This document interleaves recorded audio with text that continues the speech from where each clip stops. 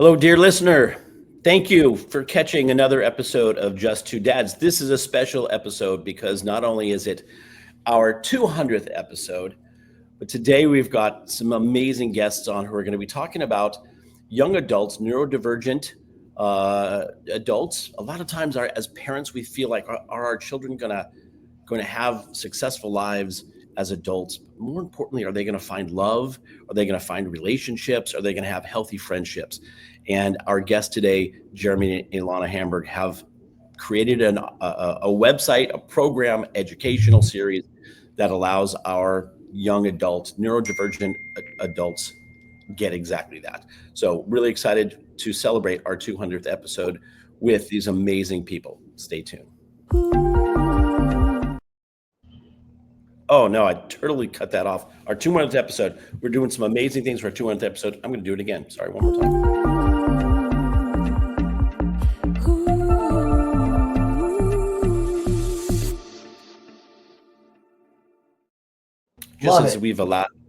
Just as we've created a new professional way of doing things, I totally screwed up the technology. Again, thank you for making us. We know that you have a lot of options when you're listening to podcasts, and so we really appreciate the fact that you're spending some time with us. Today's guests are really they're fascinating people, amazing folks, and what they're doing is incredible. So you're going to get some value. So if you do get value out of what we're talking about today, please share this episode with somebody who feels is going to get some value out of it. And before we get started, I just want to thank Billy Footwear. They're our friends and sponsors of the show, and have been for such a long time. They make adaptive footwear for people of all ages and all abilities. And the story of Billy Price, the founder of Billy Footwear, is incredible. So check them out at billyfootwear.com. So without further ado, welcome to the show, Jeremy and Ilana Hamburgh. Great to have you guys. It's great to be here. Thanks for having us. Yeah, 200 episodes. Congratulations, gentlemen. Thank you. We started this 4 years ago, and Shawn and I were just two dads of kids with special needs, and we decided let's have a conversation, and we kept discovering amazing folks just like yourselves. Shawn's going to lead us into today's conversation, and I'm so excited. I got to spend some time with you individually, and so I'm glad that we're going to be able to share this with our listeners. Shawn Francis, welcome, my friend. More than ever, we always say that we're hosts and audience members as well. That could not apply more than it does today, because my son is 18, was diagnosed with autism at the age of 3. His social interaction, for the most part, now that he's in an adult program, where he learns some life skills and things like that, he gets most of his social interaction, a little bit from that, more of that with the basketball and baseball team that he plays on. But outside of that, not sure how he's going to maneuver. And the same questions Brian talked about in the beginning. Will my child know love? Will they know, true friendship and, things of that sort. So what you guys do is amazing. You have the first qualifications for being heroes, which is that you don't think that that's who you are. We'll get into your background in terms of geography, how you were raised and that kind of thing, and how it got you to where you are. But tell us about My Best Social Life.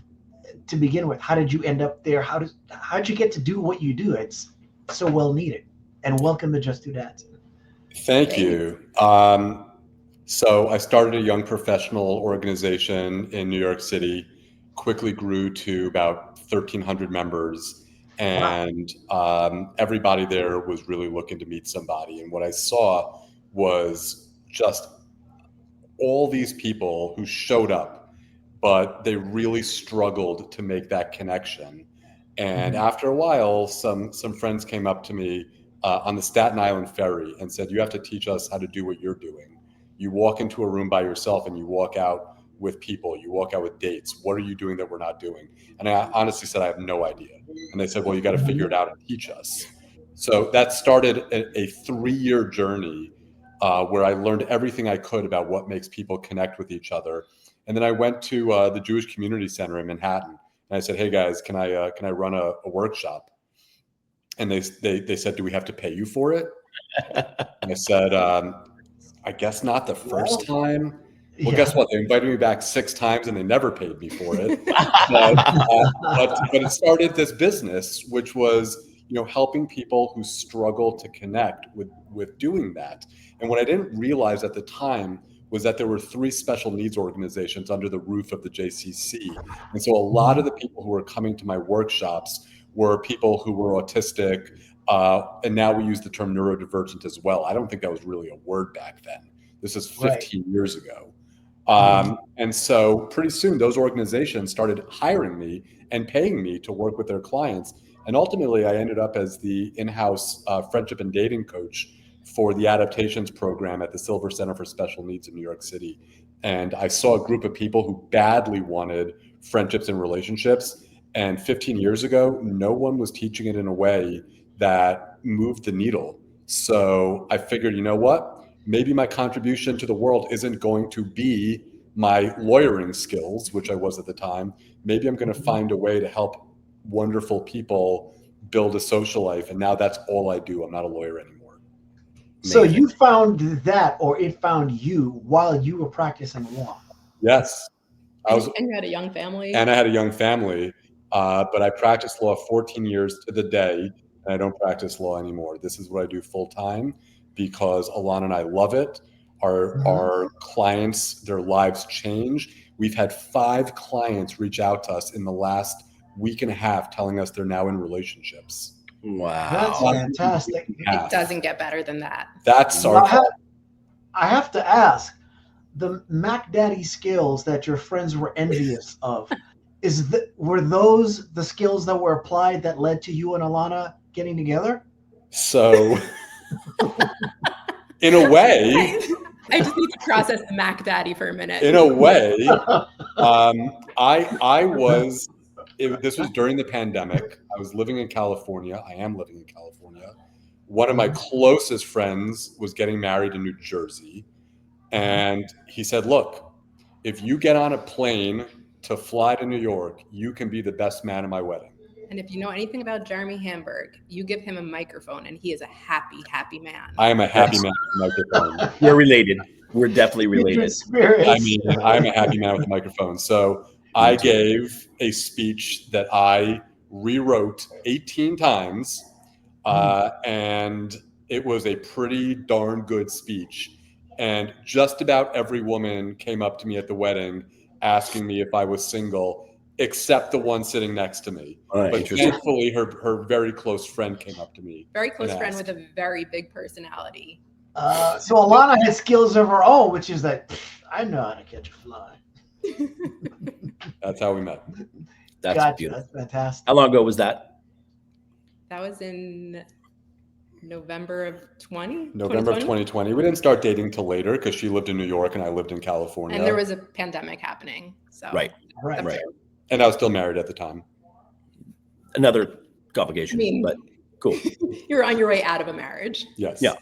But Yeah, yeah, and I love legalities the aside. fact that she was I love the fact that she was a special ed teacher. Ilana was a special ed teacher for 16 years in New York City, and what she loved doing in life really complemented what I loved doing in life. And so thank goodness she liked me. Thank goodness she moved out to California. And thank goodness I was able to convince her to be our director of education instead of being in the classroom anymore. But for a while, I was actually in the classroom. I would work full day, come home, and then join him for coaching calls. And then we'd talk at night. So I don't think I slept much during that time. There was not a lot of sleep happening. East Coast hours versus West Coast hours. It was working kind of two jobs. So the business was still in its infancy when you guys got together, so to speak? No, it was a fully formed business, but I was doing it by myself. I was and still am the only coach that our clients get.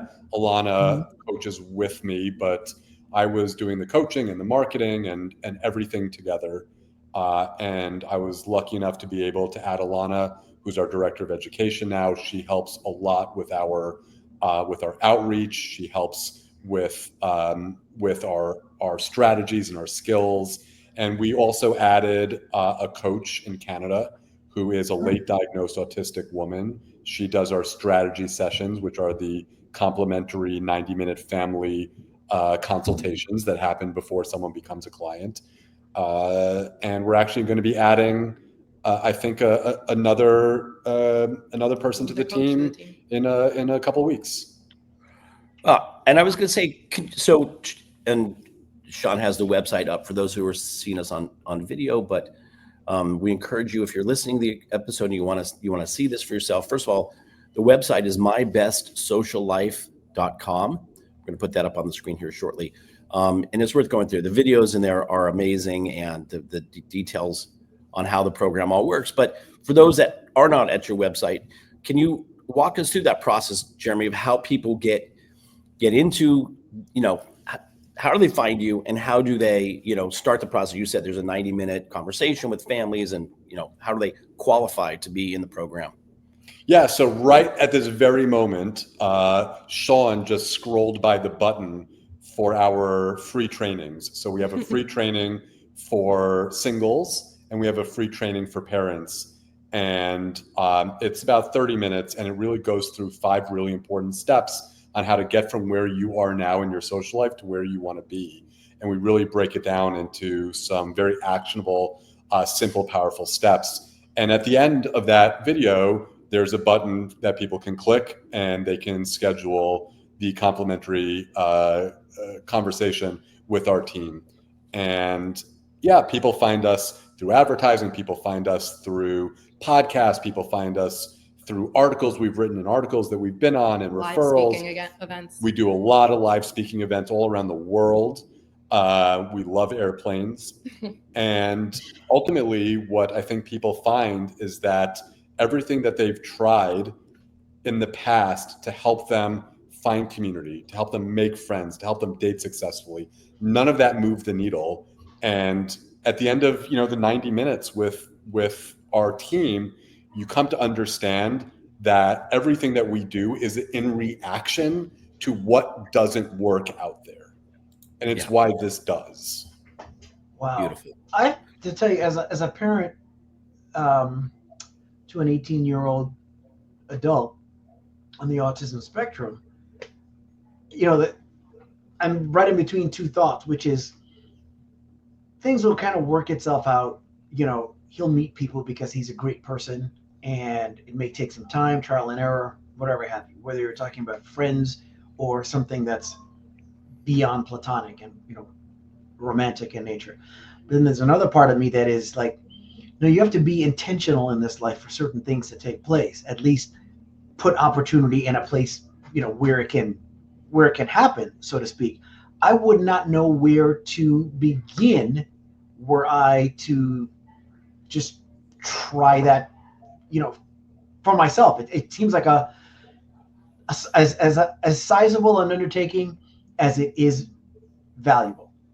And that's exactly why people put it off and put it off and put it off. And it's exactly why we have clients who come to us in their 50s, 60s, and 70s, right? Wow. Because when you look at socializing as this big amorphous blob, you throw up your hands and say, my goodness, I don't even know where to start. Maybe I shouldn't. I'll do something else. I'll work on my independent living. I'll work on getting a degree. I'll work on finding a job. I'll work on all the other things that seem simpler, and I'm going to put off the social aspect. And the fact of the matter is, when you're 18 years old, you still have amazing neuroplasticity. You still have an amazing ability to learn, and you have lots and lots of time ahead of you before you feel like you are falling behind. I wish people came to us at 18. I'm glad most people come to us in their 20s, 30s, and early 40s. But we have people in their 50s, 60s, and 70s who still aren't living the life that they want to live. And it is our blessing and our honor to be able to mentor them and help them lead a better life. That is beautiful. I find it interesting that, a lot of times you'll hear that I'm going to use the term, but neurodivergent folks feel like they're alone, they're not understood. Even the challenge of having friendships, romantic or platonic, it's still a missing for them, although they may not articulate it that way, but it is a missing. I mean, all those things you just described, getting a job, living alone. All of those things are things that they desire, but I feel like it's still having friendships and a relationship is still such a vital part of that growing up experience. Is that, you guys find that to be the case? Absolutely. Well? A lot of people come to us and they have their employment under control, and they have independent living, and there's that one puzzle piece that isn't there. And we have parents that come to us and they say, what's going to happen when we're no longer there to be their friend? And that's what really prompts people to take that next step and come to us, because they want to put in the work and really, take that next step in their social life. But to your point, Brian, having met with, at this point, hundreds and hundreds, if not 1,000 neurodivergent people on the spectrum, 90%, maybe even more, acknowledge their loneliness. Yeah. Right. They come to us because they are lonely. No one comes to us because they don't have a problem. They come to us because they have a problem that they haven't been able to solve. And number one on top of that list is, I feel lonely, I feel isolated, I feel disconnected, and I don't know what to do about it. Yeah. So it's our experience. Is it fair to say then, because I don't want to make no assumptions here, then, that your clients don't necessarily include someone who may be in a place on the spectrum that prevents them from even acknowledging the loneliness themselves? Is that fair to say? I think we have some people, like parents will come to us and say they're really not interested in making friends and they want to sit in the room by themselves and play video games. But what we found is that they come to us and they feel like there's no light at the end of the tunnel. So they just give up. But if they realize that there is a light at the end of the tunnel and there is a strategy and they can take those steps to build a social life, it's actually something that they really desire. Yeah, I would say 9 out of 10 people who come to us and say, I don't want to, I'm not interested in being social. As Ilana said, it's not that they're not lonely. It's that they suppress it because they don't see a path forward to solving it. Right. So they're coping with the loneliness. Right. And every once in a while, guys, you do see someone who really doesn't want to socialize. Yeah. And you know what? We're not going to invite them to work with us, because if you don't have a kernel of desire for something in your life, you're not going to work towards it. Right. Sure. Right. But it doesn't mean that they won't come back later when that desire is there. Right. Because it's one of the basic human desires. It's needed for survival, essentially. So not doubting that it's there, but I know, because I was thinking of our son, like his former teachers and former aides and things like that, more so than even the kids that he went to school with. Those are the people that he looks to want to socialize with, and family members. He'll want to go visit somebody in particular, whether it's, my mom or my brother or his uncle, on my wife's side, or whatever the case might be. But outside of that, doesn't necessarily talk about friendships per se. But that's an interesting point that you make, because I know that, again, it's a natural human desire. So I know that, people are probably hearing this and in some cases thinking, oh, my loved one's okay, because they're just, they're in a good place. But the other thing I was thinking earlier, and you kind of already answered the question, which is how many people come forth and realize what they wanted once they find it. How many people realize what they wanted once they find it?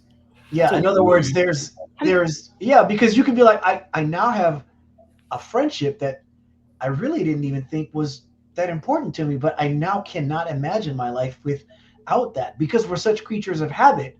We like do what we do every day. Brian and I will talk about this, where, by habit, how many times have you pulled into your driveway, parking space in your apartment building or whatever have you, and other than the fact that you didn't run any stop signs or red lights, you kind of don't know how you got there, because it's such autopilot, and we live our lives that way. You look like you wanted to say something. Yeah. No, I was just going to say that, some of our clients, they've never had a friend, and we talk about sharing a common interest with somebody. That's one of the elements of a friendship.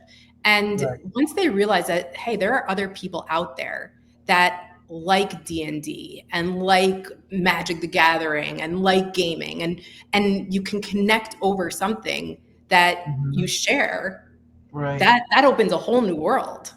Sure. It's like, oh, there are people that like the same things that I do, and we could talk about these things. Like, that's really cool. Yeah, like very specific case in point. We had clients from 4 states, Pennsylvania, Washington, D.C., not really state, Maryland, and Virginia, meet up at a convention this weekend called AwesomeCon. Yeah. And they hung out with each other. And it's not something that we did. We didn't organize it. They organized it themselves. But by being in a community and being around people who like what they like, they were able to create this shared experience together, which we just got off the phone with one of our clients who was telling us about it. And it was like a life affirming experience for him. So beautiful. Yeah. So beautiful. If you're just catching us, if you're just joining us now, we're talking with Jeremy and Ilana Hamburgh of My Best Social Life. Again, building amazing relationships among our neurodivergent crowd, people who are learning about relationships. We remember Shawn and I were guests listening in on that conversation when the guys were starting to talk about going to AwesomeCon. That was such a great experience. Oh, right, you were there. Right. You were on that call. That was the beginning stages of planning. Okay, so just for people who don't know, our clients have a weekly town hall. We call it a weekly community call. And so we have clients from all over the United States and different parts of the world. And we do a Zoom together and we celebrate our accomplishments and ask questions. And we oftentimes have professionals and practitioners who introduce themselves and sort of sit in on the community. And so Brian and Shawn were part of that. And I didn't even remember that you guys were there while they were. Saw the planning in action. While you saw the planning in action. Yep. Cool. And it's funny because we have a men's group called The Den, which is a support group for dads and caregivers of those that are neurodivergent or may have special needs, whether they're elderly, whatever the case may be. And one of the guys in the group, who is a friend who I've known for years, talked about his son getting a job and going out to eat with some other friends. And to me, I was joyous and petrified at the same time, because the place that they went to eat was, Bob's Big Boy, which is a historic restaurant, chain here in Southern California, and it's one of the oldest locations. And we talked about just what that was like, meaning it's very busy. So he went there with his own money, completely independent, and that's what I want for Elijah, But Brian is one of the few people that have often told me that, a lot of the things that you worry about, are the worry of anyone with a quote unquote neurotypical child as well. And sometimes you have to stop and step back because you're so busy in protection mode and so used to maybe not being understood or having the fear that you do, that your child might not be understood, that you can complicate things at times too. Yeah. Are you thinking of what? I think I know. So we had a dad and a son in our program, and the son, he did really well. He was a little higher need than some of our other clients. So we were a little bit on the fence whether this was the right program for him, but we gave him a chance, and he worked hard, and all of a sudden dad comes to us and he's like, oh my God, my son wants to go to the mall with a friend. What do I do? The dad freaked out. He freaked out. He wasn't prepared for what success looked like. And what independence looks like. And we didn't leave him alone. No. We walked him through it, and we coached him through it, and we were there to support him. But for some parents, their identity is around protecting their loved one, and they come to us, kind of with a hope and a prayer.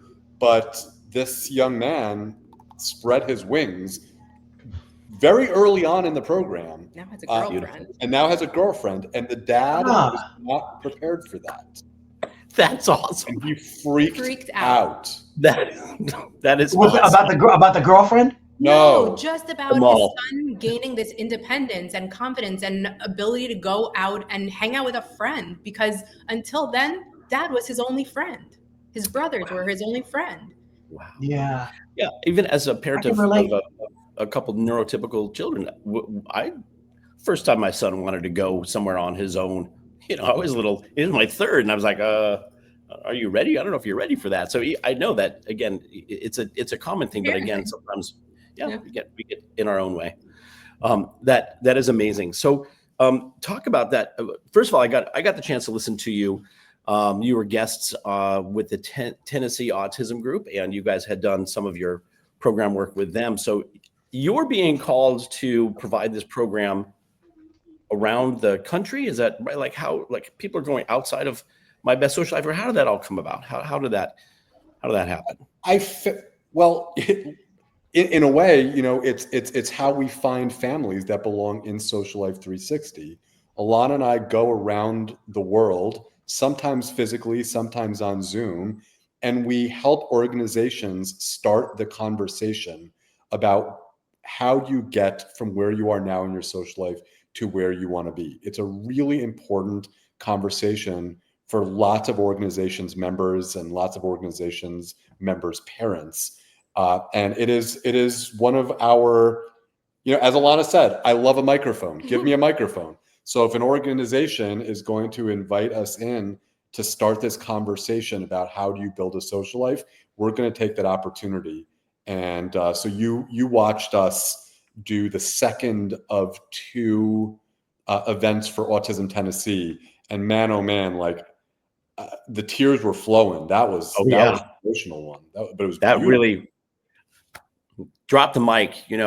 Israeli saying is, you save one life, you save the world. That call was so impactful. I felt so honored just to be sitting and listening to that because of a couple of things that those folks were sharing. Such a beautiful. Well, your audience should know that the reason why you were sitting in the background watching us lead this event is because you were in our neighborhood and you showed up late to our house. So we didn't really have a choice but to just have you stay. I appreciate that. Yeah, thanks for sharing with some things that most people already know about me. But Jeremy, you mentioned something that really struck me. You said helping you find and build the life that you want. Where in the process do you have clients first identify what exactly it is that they want?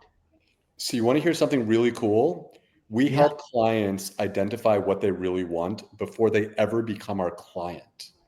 So one of the beautiful things about the free training on our website and about all these events that we do for organizations around the world, and one of the beautiful things about the 90-minute complimentary consultation with our team is that we help you think about what do you want your life to be.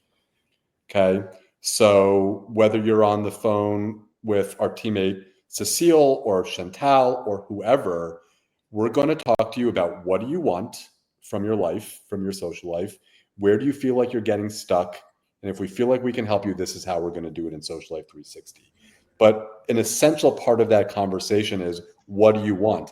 And sometimes we have to hold your hand through really thinking that through, because as a few people have told us, sometimes you don't know what you want. Sometimes you don't know what you don't know. Right. Sometimes you don't know what's many times. Yes, many times. I wonder if people, if anybody listening, just think about that. Somebody's taking 90 minutes of their time, and we're never going to be as young as we were when I just began that sentence. So that alone tells you the value of time. It is the only thing that compares to our value as individuals. Somebody's taking 90 minutes of their time free of charge to help you find out something as valuable as possible, which is determining what it is that you want. And I commend you for that from a human standpoint and a business standpoint, because people looking at this probably have to figure out, there's some trust that you have to build with them, but it takes a lot of trust on your part to say, whether you move forward or not, we're going to take 90 minutes of our life to sit down with you and help you determine something that can bring immeasurable value, whether you do business with us or not. Yeah, it really is important for us, though, also from a safety perspective, because I'm a former prosecutor. Ilana's a former special education teacher. Safety in the social world is something really important to us. And when you join Social Life 360, you are part of our community for as long as the community exists, right? It's not just a 16-week program. You are part of our family for as long as the family exists. And I can't get to know you in less than 90 minutes. I can't get to know your family in less than 90 minutes. And so that time is really essential, not just for you to know that we're real and we care, but for us to know that you belong. And if we don't feel like we're the right fit for you or like you belong in our community, we're going to be honest with you about that, because there's a lifetime relationship that's going to happen between us. And we need to all take the time to know that it is the right relationship for everybody. It's beautiful. And Outside of, go ahead, Brian. I was just going to say, you. We're both so excited about having a conversation with you. Okay, I'll go first really fast. Go first. My daughter's 29. So when she was going through these, there are other programs that promote socialization, and they're not as I will say they're not as, my experience is they're not as caring as what you've just described. It sort of felt like they were just putting her in a group, filling the slots, and I'm not sure that she got it. And that was pre-Zoom days. It was, obviously she's 29 now. And so what you've just described is something that you're hoping to create for all of these participants, which is really a lifelong relationship with you, with the program, with their education, and with somebody else. I'm not going to talk about any other programs, but I know that there are some others out there. But what you've done, and Jeremy, I think you said that you know some of the other programs, and you deliberately built your program to provide the things that were missing in those others. Is that right? Yeah. I mean, our clients are minimum 17 years old. Most of them are 18 above, right? So they have been going through social skills programs and groups and trainings for maybe 16 years, right? But they're getting to us at 17, 18, 20, 25, 30, and they're still not near their goals. And so something is going wrong earlier on. And we had to take a look at that. And we had to ask ourselves, what are other people doing that's not moving the needle? And I'll tell you some of those things. Number one, most programs don't have a built-in community. And so the very first thing we do with a new client, 2 minutes after they join the program, is we introduce them to our worldwide community of clients, because within seconds, tell them what's going to happen. What happens within seconds? Within seconds, people are pinging their phone like, you belong here. Welcome to the family. You're going to love it here. We have one client in New York that always Social Life 360 is magic. And they just feel this embraced, that they're wanted here. And that doesn't exist. That doesn't exist in most programs.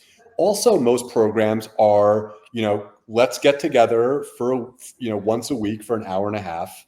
And, and let's, I'm going to tell you about friendship. I'm going to tell you about dating. I'm going to tell you about what to do. I got to tell you, I can't sit for an hour and pay attention. I can't sit for 90 minutes, right? And just absorb everything.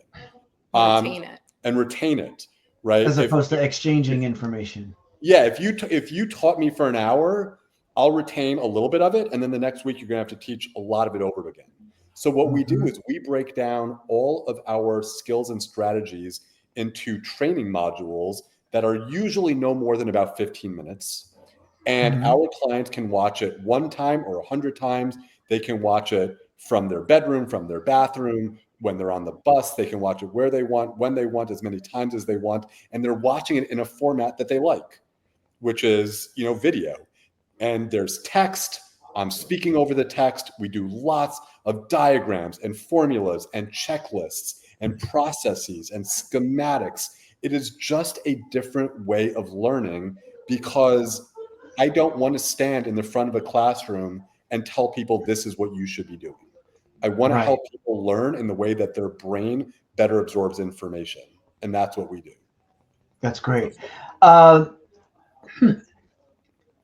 than a lack of, say, a willingness to come out of the room and not play video games or whatever have you, other than a lack of desire, what are some of the things that might deter you from working with someone or prevent them from being a good fit for your program? I think the motivation is a big piece. Somebody has to really want it and be willing to put in it's work, but it's not hard. It's a little bit every day, and we don't want to fail anybody. So if you're not going to really have that drive to put in a little bit of effort every day, then it might not be the right time for you. Also, as Jeremy spoke about earlier, safety. We've had people come to us with, some criminal history, and that probably is not going to be the right fit for us just because of, we care so deeply about our community and we want to make sure that everybody's safe. Yeah, the wonderful thing about another thing that I would say is really wonderful about our program is that our clients can email us 7 days a week, and we're going to acknowledge their question, if not answer it really quickly. And we know that not everyone is going to be motivated every minute of every day. And people may not even be motivated every day, right? We just try to Nobody win. is. No one is. We just try to win more days than we lose. But, Ilana and I, when our clients come to us and they say, hey, I'm just struggling to motivate. I am struggling to do the work. Help. We will be. We will be. Even on our wedding night or when I was delivering our daughter. Bless this woman's heart. Bless her heart. On our wedding night, she is trying to get out of her wedding dress. There's like a million tiny, tiny buttons in the back. Yeah. She is trying to get out of her wedding dress, and I am answering clients' emails because it's a 3-day weekend, and they're doing social stuff, and they have questions. And bless this woman's heart. But by the same token, she was delivering our daughter, and she was on the gurney in the hospital, and she was answering coaching questions from our clients, which I thought was just crazy. That's so huge. In the gown and the whole thing, yeah. Yeah, it's funny. They say that language reveals consciousness, and you're probably not even aware of what you said. One of the things you did that I think is so great, strike a balance between a willingness to say no, but not a desire to do so. And when you talked about someone not being a fit, you didn't say that they're not a fit outside of the situation, with a criminal record or something like that. But you said, especially as it relates to desire, you said they're not a fit right now.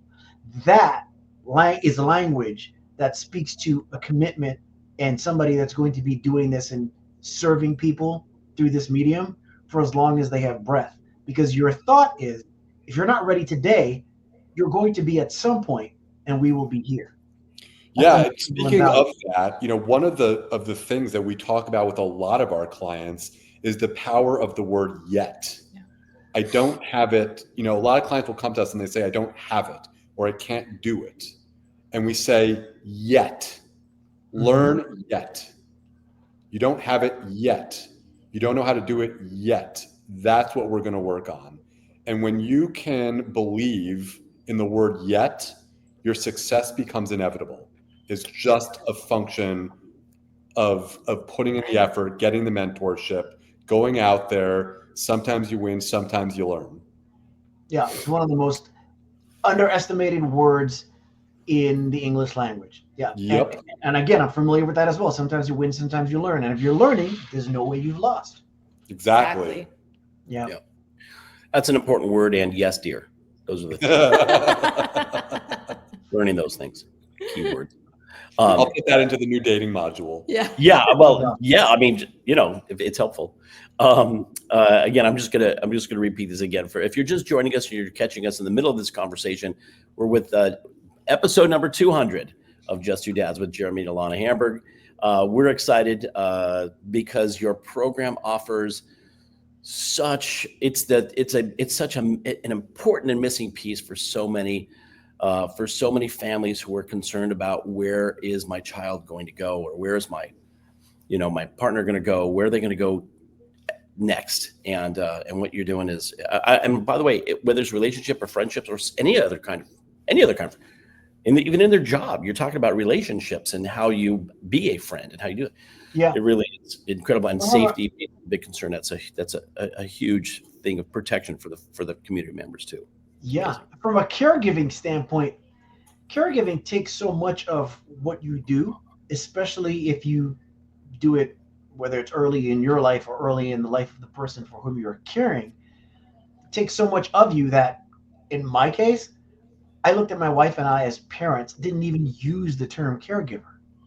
You're just so busy doing what you do. And so I know there's people that are hearing this that wheels are turning for the first time about, the social aspect of their loved one's life, because if they're healthy, they seem happy, maybe they don't necessarily complain. Other than you thinking, I'd like them to meet somebody nice one day or have some friends, it might not be a worry. But if you stop and think about the uncertainty of life and the fact that none of us knows how long we're here and what's just the most important thing, this is vital, vital, vital work that you are doing. Yeah. It really is amazing. I think a lot of parents really do, though. They do feel the vitality of it. We have the parents of our clients are anywhere from, really their 50s and 60s to their 80s and 90s. I can't tell you how many of them came to us because they really do worry about this. There might be some parents out there who are like, oh, this isn't really the most important piece right now. But I don't think I've met a parent who says who doesn't say we got to tackle this. Yeah. Well, the one thing is, I was just going to say just really quick, we believe in building community. That's what the show is about. And especially as a parent with a son that is 18, we'll discuss offline the finer points of how it's done. But we're going to make sure that we do everything we can to let people know about what it is that you do, and spread the word, blow the horn, and carry the flag. Most definitely. Yeah, so sweet. So sweet. I was about to say I've got three families in mind right now that I want to make sure that we share this episode and share your website, because it's such an important factor. And then, so my question was going to be, and what's next? Like, where do you go? Like, you've got a ton of clients now. It's the 4 of you. It's a small group. Are you overwhelmed yet? Was there expansion plans? Like, where's the growth? What's the growth path for My Best Social Life? I'm going to tell you something that might sound a little bit crazy, which is we're not expanding out from what we do. This is what we do. This program is who we are.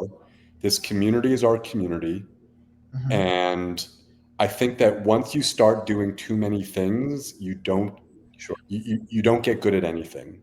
If you try to be everything to everyone, you're nothing to nobody. This program is what we do. We will continue going around the country and around the world, leading discussions and leading panels and doing presentations and fireside chats. We'll continue doing that. But every day we come back to our Social Life 360 community, and this is what we do, and this is what we will always do. And so go ahead, Ilana. I just add that Jeremy is really the heart and soul of this. It's his baby. And when he is coaching clients, that it's just his passion, and he's so freaking good at it. Thank you. He really is.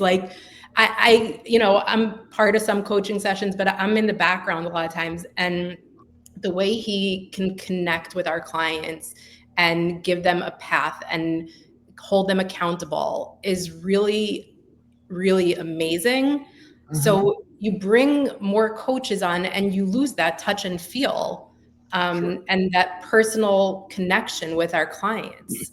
So gotcha. So there's no plan to scale per se from a business standpoint, anything like that, because that was a question. If you had said that you did have it, I was going to ask, how do you retain it? So then the next question is, how do you determine when you're at capacity? I still have capacity. That's what matters. I still have capacity. And I was able to open up more capacity because we were spending a full day every week working on the revamp of the program. Something really, really cool is that we took all the feedback from our clients going back to 2017 when I started running the last version. We took all of the feedback, and then we spent 2.5 years revamping the entire program. And then once we were done revamping it, we presented almost every single module at our weekly community call that you guys sat in on. and we took more feedback from our clients, and we didn't finalize the new program until we incorporated the feedback from our clients to make this the best that it can be. But now that it is done and we have launched the new version of the program, I have an entire extra day in my week that was not accounted for the last 2.5 years. So we have lots of clients, and I love them dearly, but we have room for more, and I have room in my calendar. I have a room in my heart. I have room in my community. And man, oh man, our clients love newcomers. Nothing creates more energy than going into our worldwide chat group and saying, hey, everybody, meet the newest member of the Social Life 360 family. There's nothing better. You'll know capacity when you see it. I know capacity when I see it. I'll know when my hair falls out. It's turning gray right now, but it's still on the top of my head. So that means I still have space to go. I've seen your calendar. It's pretty full, but God bless you for adding more to it. In terms of, this isn't necessarily a scaling question. I just don't know if it makes it easier. You've got a website. You guys are everything, the chef, the cook, the janitor, the waiters, everything. Do you have an app as well, or do you have plans to develop one? So we actually relaunched our program on a platform that was built by somebody who is on the autism spectrum. Our tech guy, Steven Rodriguez, customized a platform for us. He helps us every step along the way. And so it is our great joy that we have migrated off of Facebook and onto a platform where we work with someone who is proudly a late diagnosed autistic person. You just did that because you told us you were migrating. I did. We launched it 2 weeks ago. Yeah. Wow. And still working like some of the tech bugs out. It's really beautiful. It's really beautiful. It's fantastic. Okay. That's not the website then, right? What? That's not the website itself, is it? Or no. It's on a website. It's not an app. It's only for our members. But our homepage, which you guys so graciously put up, mybestsociallife.com, that is our only public-facing website. It's simple. It tells you who we are, what we do, and why we do it, and it has a link to our training, and that training has a link to scheduling the complimentary strategy session with us. That's all you need to know. That's all you need to know. Everything else, you can email us, and we can tell you more. Wow. See, when I think it says a lot about you that when you say that, I believe that. Because when some people tell you that's all you need to know, if your first reaction is, no, I feel like I need to know more, then they haven't necessarily given you assurances and filling the gap. You're the type of person that if you say that's all someone needs to know, then that probably really is, in fact, all they need to know at that given moment. That's as valuable as anything else. You need to know who we are, what we do, and what our philosophy is. And if that makes sense to you, then get on a strategy session with someone from our team so we can talk about what Social Life 360 is. We don't put Social Life 360, all the details of our program on the website, because we don't want people coming to us and say, this is what we want. You have to give it to us. That's not how it works. It's a community. Right. And we need to know that you're right for the community, and you need to know that we're the right mentors for you. And that's a conversation. So that's what the 90-minute consultation is for. But everything you need to know about who we are and why we love what we do, that's there. Take the training, and if it inspires you, book the call with our team. And if it doesn't inspire you, well, that's fine too. Yeah. I mean, that's the public-facing website, which is the platform where you have the calls, that community. That's, again, another level of protection, another wall of safety for the community members, that it's on a separate platform. Facebook probably was not the safest place for you to have it, because of everybody's access or people's access to Facebook. So what you've just described is really brilliant. Again, the website address is mybestsociallife.com, all one word, no spaces or dots or anything. mybestsociallife.com. It's a beautiful website. This is Jeremy and Ilana Hamburgh And as we come to the end of our 200th episode, we're so glad to spend this milestone episode with the two of you. We've become friends. Yeah, this is awesome. No, I love it. I'm going to come when I'm in the neighborhood again, and I'll come early to really mess up your day, and we'll spend some more time together. And Shawn, maybe you'll jump in the car with me. We'll go down. I'll make sure to have chocolate chip cookies ready. Oh my God, they're the best. We'll do that. Here's a question for you. Of your 200 podcast guests, how many times did you actually get to watch your guests in action with their clients before you did the podcast? Because you got Very to few. watch us work. None. Very few. None. Very few. Watch us work with our clients, with other organizations. It was emotional. Honestly, it was like I was just an observer in the back. I don't think anybody even saw me. I was emotional. It was so beautiful. It was like mic drop moments. Yeah. Jeremy and I always joke that I'm not the most emotional person, or haven't been in the past. And our client community makes me cry a lot.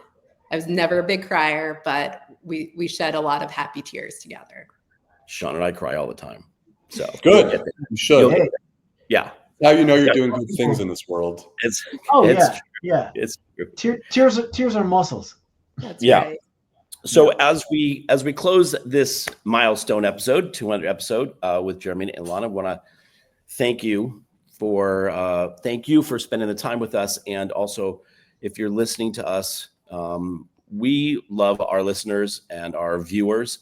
We get great feedback, and most importantly, if you got value out of today's conversation, please share mybestsociallife.com with your friends. Anybody who has a family member that needs to make a connection. And neurodivergent, it's a broad scale. So it's really however that looks. If you're having difficulty connecting, see if it makes sense for you to join the community. It sounds like an amazing place, and we wish you guys tons of luck. Thank you so much. Thank you. For our listeners, please hit like, subscribe, share the video. WSTXAM radio down in U.S. Virgin Islands, Google I keep saying Google Podcasts, podcast outlets everywhere, including Google. And Google's gone now. Google Podcast is gone. Okay, good. So I can now never have to say it again. Yeah, so that's right. So there you go. Podcast outlets except Google, and our YouTube channel, which we'll share that as well. If you have any suggestions or ideas, you want to send us an email at wearejusttwodads@gmail.com. Please do so. And if you have questions or comments or something for Jeremy and Ilana, we'll pass them along. So thank you guys again. So I love this relationship that we're developing. So I'm hoping that we're going to do a lot more work together. Yeah, beautiful. Yes. I always say at the end of every episode, empathy and love. Have some empathy. You don't know what somebody's going through, so have some empathy. Look at the world through the lenses of love. Just makes the world a better place. Doesn't matter what's going on in the rest of the world, in the stock market, anywhere else. Look at it from the perspective of love, and it changed everything. And you two are definitely examples of that, because your love for each other and for your community, it exudes. So yes, thank you for being a part of that, Shawn. Yeah. And with that in mind, the loving question that we always ask, which is, our ability to change the world is based on our ability or willingness to change ourselves. So with that in mind, give us just one example of a thought or a belief that you once believed to be true, but now no longer believe to be true. I alluded to it a few minutes ago. And so my mom will gladly tell you the story from back when I was in high school. I went to one of the best high schools in America. I had a lot of potential, and I failed math and wasn't doing particularly well in school. And my parents, particularly my mom, confronted me about it. And my mom, to this day, and we're talking now, what? A few years. Yeah. 25, 30 years later, whatever, she will remind me that I said, Mom, this is who I am. And I'm not going to change. And if you are in Social Life 360 program in our community for even an hour, you will know that our mantra, my mantra, is sometimes you win and sometimes you learn. Right. Beautiful. That is personal growth. That is the idea that sometimes you're going to have amazing moments and sometimes you're going to have kind of crappy ones. But as long as you learn from the crappy ones so you can do better next time, there are no losses. That is a growth mindset. It's the desire to learn. It's the desire to look at the world in a way that's not pervasively negative. And that is not who I was when I was younger. Wow, that's great. That's why we asked that question, and people find out a lot about themselves. We think it should be asked daily.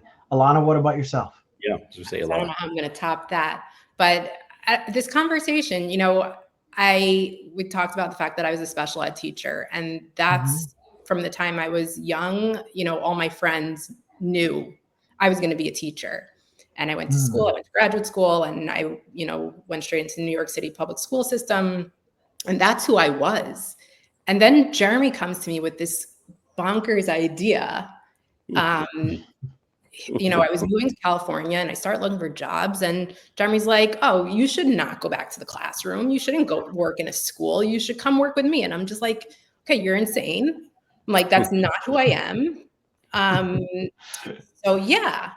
And then he's like, "Give it a try for 6 months." And, I was a teacher, like that's who I was. And he's like, "Give it a try for 6 months. If it's not you, then you'll go back to the classroom." And finally, I'm like, "Okay, I can do this. I can do something different. This was not my trajectory in life, and I'm going to pivot." And I'm so glad I did, because I get to serve this amazing population, and we get to work together and see these beautiful moments. And had I been so rigid in I'm going to be a teacher and that's all I know, I never would have had this opportunity. So that's fantastic. A lawyer and a teacher could pivot to run a first of its kind program anywhere in the world. Neurodivergent adults, anyone is capable of anything. There you go. And there is no topping the question, because there isn't even a wrong answer. We tell people when we ask the question, if your answer is, "I used to like anchovies on pizza and I don't," or "I can't think of anything," that's not a wrong answer. It just means that they may have to dig a little. Each person's journey is just that, their journey, and it dictates what they have to give. Speaking of which, again, mybestsociallife.com. Jeremy and Ilana, thank you so very much for being here with us and sharing this 200th episode with us. And remember, it said that misery loves company, which it does, but so does happiness, right? So does joy. We should try and be just a little more childlike and less childish. Questions have much more power than statements. And if you're within the sound of my voice, we love you. And remember, you're not alone. You're one of us. Thank you. Thank you, Jeremy, Ilana. Thank you so much again. Thank you so much. See y'all next week. Just two dads.